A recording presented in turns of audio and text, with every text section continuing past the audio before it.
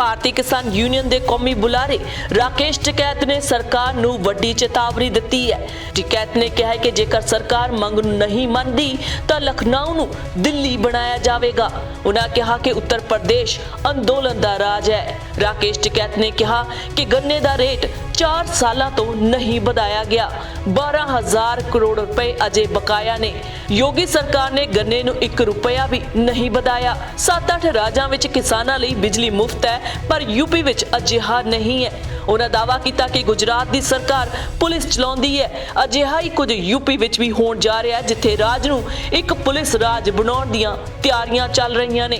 किसान आगू राकेश टिकैत ने कहा कि असीं किसानां दरमियान जावांगे। मुजफ्फरनगर विच 5 सितंबर नूं एक वड्डी किसान पंचायत का आयोजन किया जाएगा।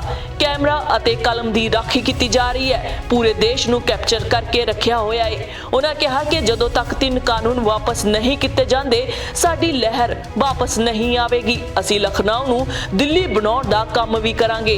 लखनऊ दे चारे पासे सड़कां नूं बंद करन दा काम किया जाएगा। टिकैत ने कहा कि असीं बंगाल विच मुख मंत्री नूं मिले पर इस विच की अपराध है। असीं किसी नूं भी वोट पाउण दी अपील नहीं करांगे। किसान अंदोलन चोणां नहीं लड़नगे। उन्होंने कहा कि भाजपा नाल होण दे दावे गलत ने। खालिस्तानी हमायतियां नूं कॉल करके संसद विच आउण दा सद्दा। किसानां दे अंदोलन नाल कोई लेना देना नहीं है। असीं 14 अगस्त नूं ट्रैक्टर परेड करांगे।